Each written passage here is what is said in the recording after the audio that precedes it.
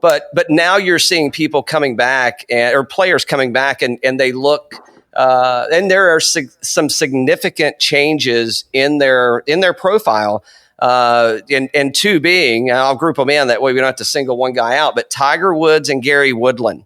And both of those guys look like they probably lost, 15 or whatever Bryson gained. It looks like whatever they lost, Bryson took it in. He's been stealing their lunches. So, but the thing is like, and those guys, Woodland's probably 30-ish maybe, and Tiger's obviously in his early 40s. But like a Bryson, like how long is that sustainable? You mentioned it earlier, like drinking all those protein shakes. I mean, it's going to have some serious, potentially has issues, with internally. But and now you've got Tiger, which I'm sure you watched the match too, and that dude was just friggin' lights out, man. I mean, that's probably some of the best golf that I've ever seen him play. Now, granted, it wasn't under tournament conditions and it was one round, but he looked nothing but solid. And then look at Woodland at Colonial this week. I mean, that guy was now he was having to do a lot of scrambling, as was everybody. But Woodland looked really good. It didn't look like he missed either of those guys missed any weight. Didn't look like they had any challenges with distance. I mean, what's the future look like, you think, for the golfer and their physique and where they get to? Well, if you so Gary Woodland's obviously, I would say, more prototypical of what you're going to see. I mean, pretty strong athlete, thick, muscular athlete. Someone like Gary, as he gets older too, needs to stay more mobile because he's probably plenty strong enough. And Bryson is 26. So Bryson can do things to his body at this point that are not going to affect him adversely until he gets in his 30s. Whereas Tiger, for instance, I think he's 42, isn't he, or something like that? So he's got he's much more on the mobility side of things and preventative than Bryson's on the upswing. So I read recently that Tiger was saying he wished he hadn't ran as much as he ran because running is not a good crossover for what we do. It's also brutal on the body. So, like I said, Bryson, I'd be surprised if he does what he does for a long, long time. Woodland is more what you're going to see, where guys get strong young, and then the transition comes where they go from strength to now they have sufficient strength to mobility. So there's kind of there's speed generation areas where you're up to about 15, 16, 17 years old, where you're trying to get as much speed as possible. And then we move into more stability, get stronger. And then as you get closer to 30 and above 30, now we're trying to balance out the mobility and the strength more. So the Tiger's more in that mobility side of things. He's still plenty strong. He looks phenomenal. The good thing for a lot of players, honestly, is as bad as this situation has been for the rest of the world from this COVID situation, the golfers never have an off season. Now they've actually had an off season to do some of the things they need to do.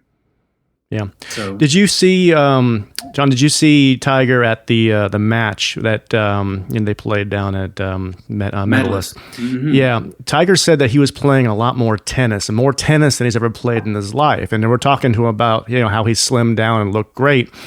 Cal and I were talking a couple of weeks ago about the parallels between Tiger and Nicklaus, and that Nicklaus was actually a huge tennis player as well. He picked it up in his early 30s. He's actually got 3 grass courts at his house down there in Florida, and is so much of a fan. These are like some of the only grass courts in southern Florida, and the Williams sisters come over to practice there before they go to Wimbledon every year. So what are your thoughts on that? Why do you think somebody like a Tiger would pick up tennis? Is it we were doing some research on you as well, and we heard you talking about how there's some similarities in the golf swing and the tennis racket, and the different types of shots people are trying to hit. Do you think that's something is there something there? What are your thoughts on Tiger playing more tennis? I think it's so good crossover sports are basketball is good, hockey like ice hockey is good, somewhat baseball, more pitchers than hitters. But tennis, if you think about it, you're moving side to side a lot. And so the movement of the body, you're also rotating as you go side to side. So, and it's a pretty explosive sport like golf is. So it's not just, obviously Tiger knows where the club face is in the golf swing, probably better than anybody that's ever lived. But the ability to accelerate, decelerate, change direction, tennis does that for you. And definitely playing on a surface like grass or clay where there's some ability to slide, because he's obviously had knee issues and that kind of thing, to where you cannot, you can't just come to abrupt stop, so you can damage the knees and the ankles. So playing on some kind of grass or clay surface, awesome, because you're accelerating very quickly. You're moving forwards and backwards. It may come as a surprise to you. I've never played in the NFL. I'm sure that's shocking to most of you. But hey, we saw your picture. I could do it. I could do it for sure. Yeah. We have a lot of NFL guys in at the moment. I could not do it because I look at them and they're super to talk to, but I'm like, I would not want to get in the way of you running, because I'd be like, they wouldn't stop. But the guys that run the fastest, and you guys have got to help me, but the guy that covers the wide receiver, he runs the fastest on the field.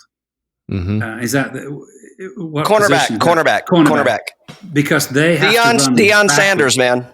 Exactly, because they have to run backwards. So if you want to run quicker, run backwards. And so the pattern of movement to run backwards helps you accelerate, because to move, we need to be able to decelerate. Again, so we need to get the posterior chain stronger, the back of your body stronger. So that's why I think games like tennis, it's not just the hitting of the ball, it's the movement to get to the ball is what helps these athletes perform better. Ernie Els was a phenomenal tennis player in South Africa before he became a golfer. That's right. He was a champion in tennis and decided to go with golf, but he was great at both sports. So it makes sense. I mean, if you crossover.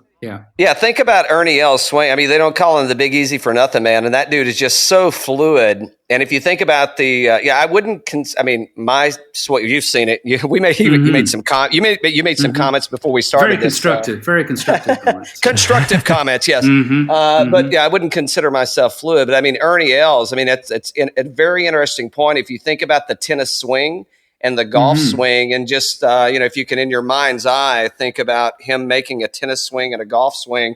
I mean, extremely similar. I can absolutely see that.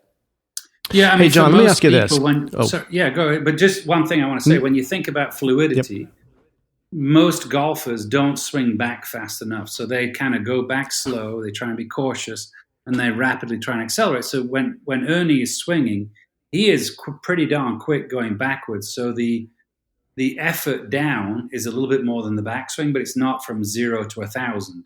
It's like from 50 to 100. So most people listening to this, they swing back too slow.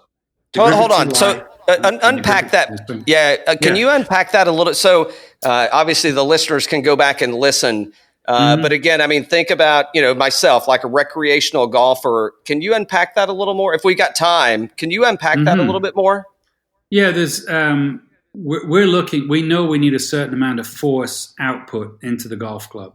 And you cannot really, most humans, it's a long conversation, but you cannot produce massive amounts of force from a standing start.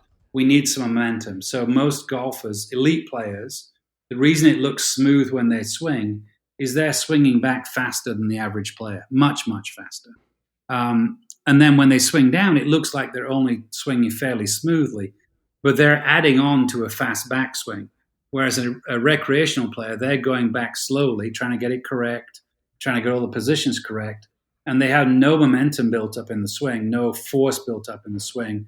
And then they go, oh, shit, I got to hit this. And you try and rapidly accelerate. Sure. You then your friend said, oh, you got too quick on it. So what do? You slow it down.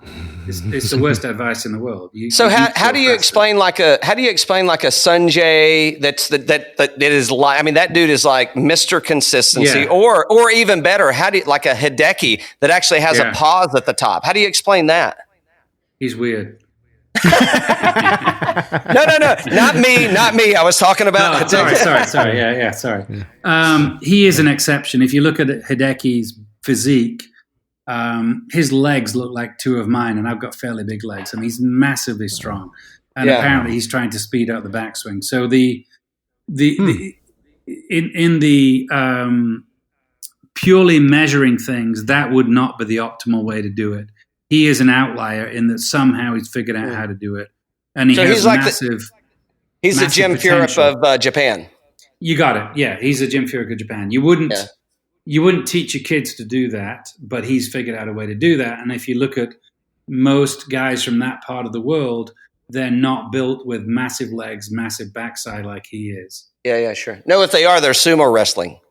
That's it. Yeah, I mean, and then they can't move it whatsoever. But yes, right. He is a very, very strong lower body kid. I don't know what other sports he played, but it would be interesting to probably soccer. I would imagine. Yeah, it's big. Highly likely. Yeah, I mean that's when you start to, and that's what always fascinated me. Like we talk about great athletes with air quotes.